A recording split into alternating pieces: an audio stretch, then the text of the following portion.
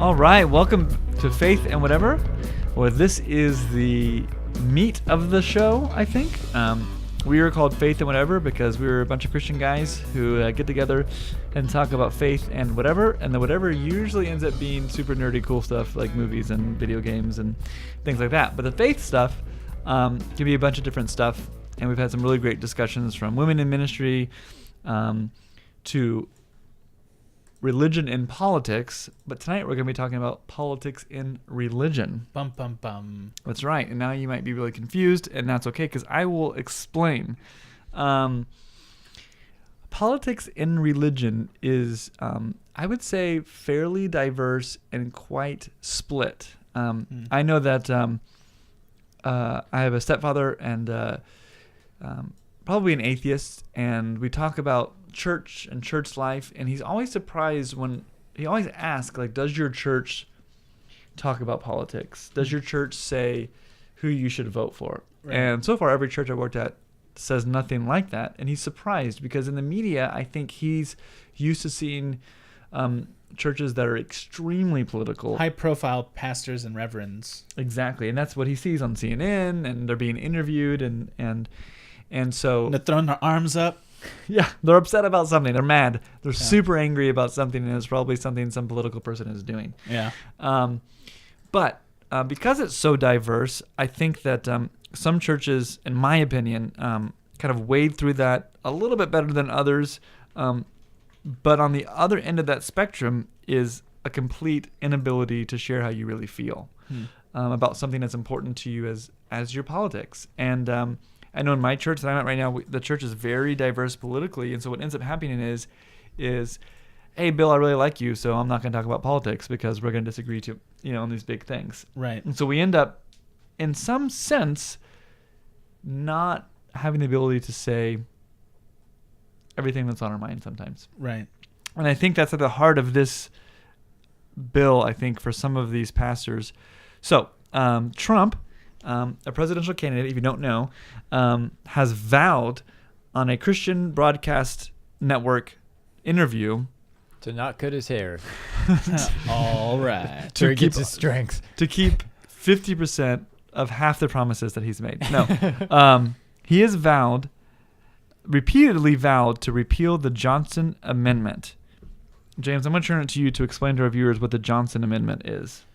Well, the Johnson Amendment, I may not know all the details, but the part that matters right now to the conversation is that essentially people often say pastors, reverends, ministers, Christian leaders are not allowed to endorse a candidate or talk about a bill as in terms of how to vote from the pulpit. Now, that's half true. The real truth of it and what the amendment is really about is that you can't endorse a candidate or lean people towards certain votes, political votes, if you're going to accept tax exemption. So what's at the heart of that? Why is that there?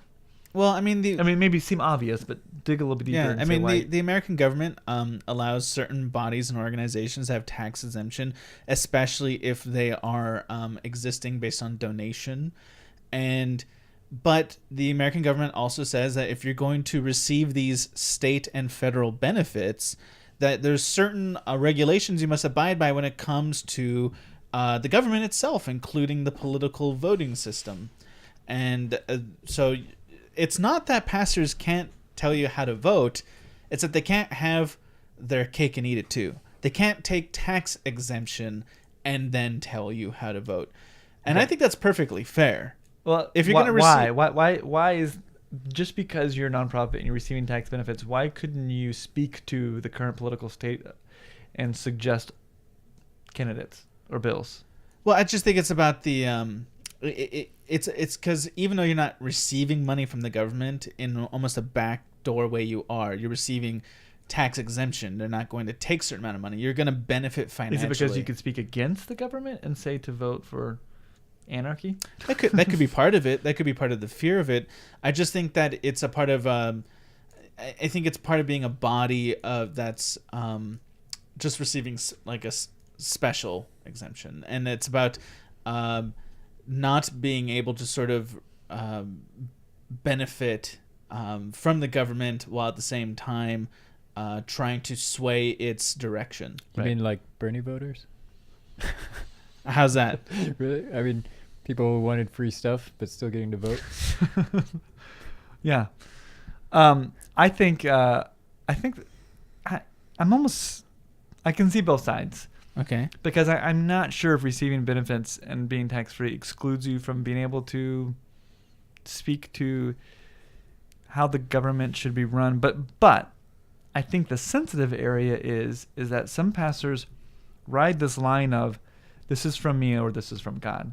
And I think the federal government is really fearful of people telling its citizens that their God wants them to vote a certain way. Because that's not necessarily... it's kind of what the American Revolution was for. Getting away from God-appointed rulers. Yeah, it's not people fair who claim to be appointed by God. Yeah, it's not fair to the citizens for you, to be honest, you were to manipulate your believers into a political decision, because if they don't, their God is going to be angry at them, or they're sinning by voting for a certain person. So I think it's just another way to kind of remove. Yeah, I mean, I think it does kind of stem back to the founding part of our country, to get away from church and state in a kind of a more healthy way. And I could definitely see that side. Now, Trump says that it removes free speech, that you're literally taking a pastor who is on a pulpit in the church that he's called to work at, hired to work at, paid to work at, and there's literally some things he can't say. And I know that one of these articles comes from the Christian Broadcast Network. According to one of their newscasters, they have fought this bill since its inception. So there are many pastors out there who feel like this gets in the way of free speech. But what are your thoughts on that? It doesn't. What gets in the way of free speech is wanting tax exemption. I mean, first of all, the bill wasn't designed for churches. The bill was designed for all nonprofit organizations, which churches can form themselves as. A church can form itself as a nonprofit organization, receive those tax exemptions, but also have to abide by all the rules of a nonprofit organization. In that case, when you form that way, you must abide by the rules of that formation. That's not a removal of free speech. That's the church itself, the pastor himself or herself, choosing tax exemption over the right to speak politically from the pulpit. They have that right if they don't themselves sell it out for tax exemption. Okay, you bring up a good point, and Chris can speak to this. This doesn't seem to be enforced at all in some situations. It's just not very enforceable, really. So, Chris, could you speak to some of the... I'm still stuck on selling out free speech for tax exemptions. What do you mean? We all know how I feel about taxes. Not too fond of them. But it is a limit on free speech. Would that be a personal choice? It isn't I mean, it's a limit on free speech. It absolutely is. But you would see that as a choice. You would see that you would encourage someone to just give up the tax exemption because free speech is more important. Should be more important. I would generally... I'm not going to say it out loud on here. I'm not going to tell people not to pay their taxes. But at least not when we're recording. But it is a limit on free speech. It absolutely is. And yeah, the way you framed it, as selling the right to free speech, you can't sell your right to free speech. Well, put it this way. It's an unalienable right. Well, let me put it this way. I don't know about that. You can agree to curb it. Yeah, you can agree to curb it, right? And that's what you do when you want tax exemption, when you want this benefit that nobody else can get. Put it this way. Universities can choose to, in California, accept Cal Grant, and in America, accept Pell Grant for their students, so that their students can afford their own university by getting these public aids, right? Okay. But if you want that public money, now the university must also abide by further regulation.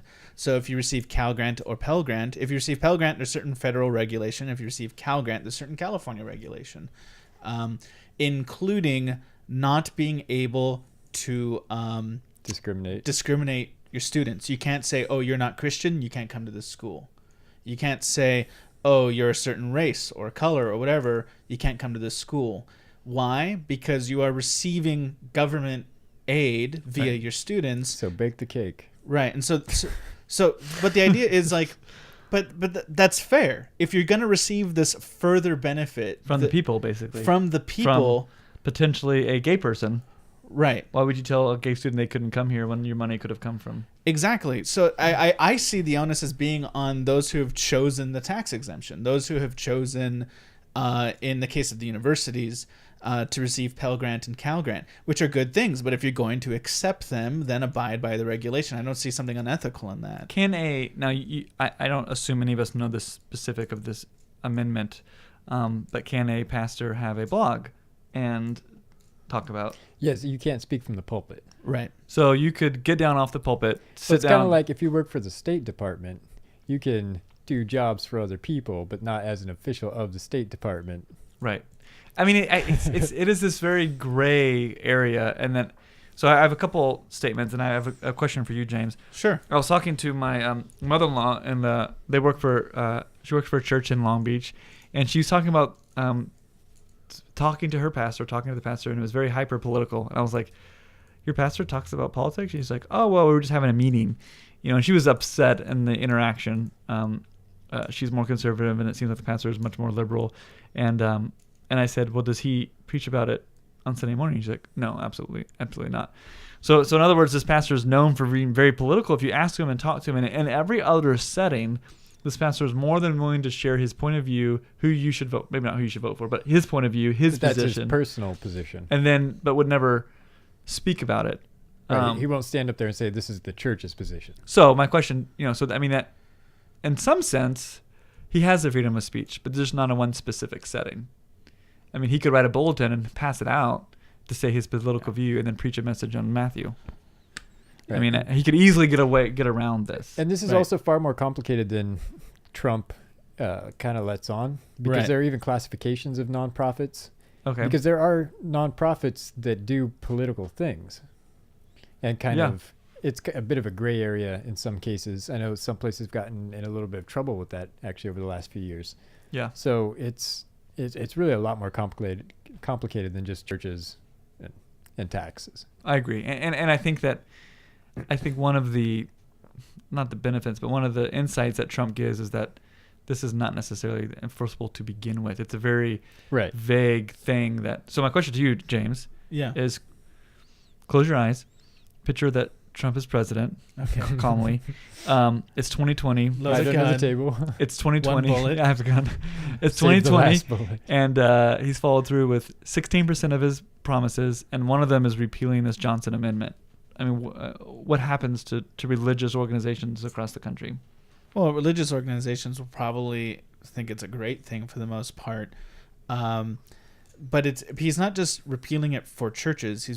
What he's doing is he's taking it's all nonprofit organizations. Then that's a problem I have. See, because for example, the idea is like, let's say there was a bill that would affect the nonprofit status of nonprofit organizations. I would love to. I'm sure people would love to preach about that. Yeah, well, to protect their own interests, they would use their power now of speech to push politics. That's what this bill sort of protects. But why would you? Why is that a bad thing? Isn't that what everyone does anyway in a democracy?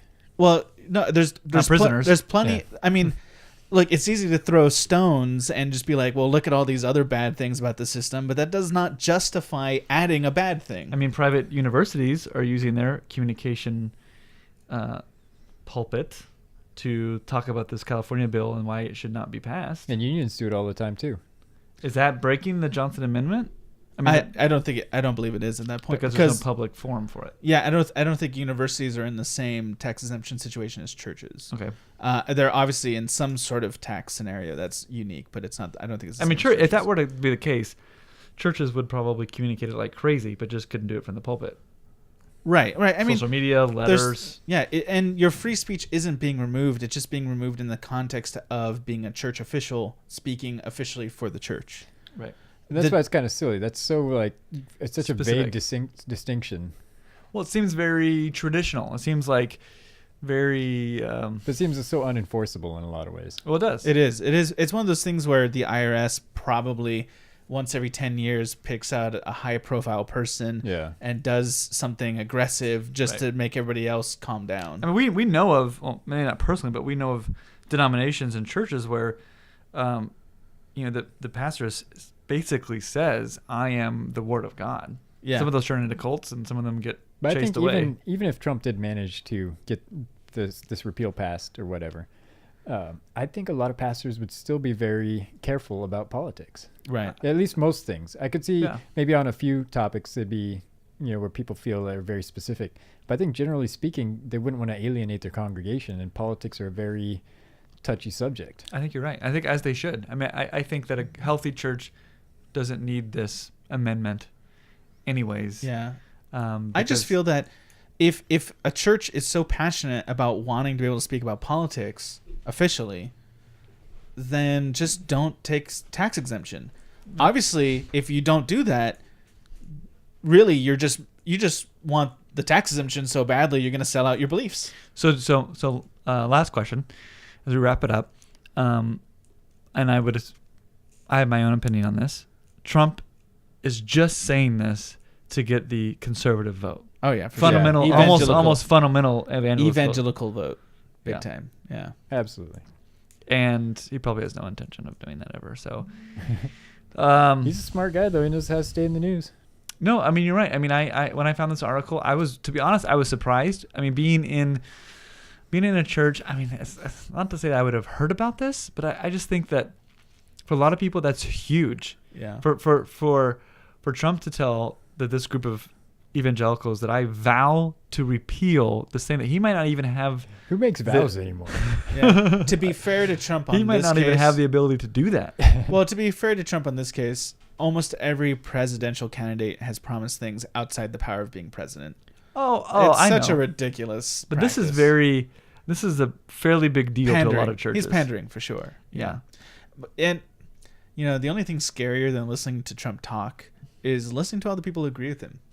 I mean, that's a fact right there. This was a conservative Christian news source, and they were proud of Trump. He sounds like Joel Osteen. They were proud of Trump for saying that. So let us know in the comments below what you think about the Johnson Amendment. If you don't know what that is, basically, what do you think about pastors from the pulpit basically trying to sway votes and trying to change your view on a certain political person or bill, and if you think that should be protected by law or you think that should just be up to the church. Thanks for tuning in at Faith and Whatever. As always, you can check out everything at faithandwhatever.com. Please like and subscribe our videos. We also have an Instagram, which is Faith and Whatever, and we have a Twitter, which is Faith in Whatever. And you can follow us there, and we'd love to hear from you. Please feel free to email us at faithandwhatever@gmail.com or just leave us a comment here. Thanks for watching.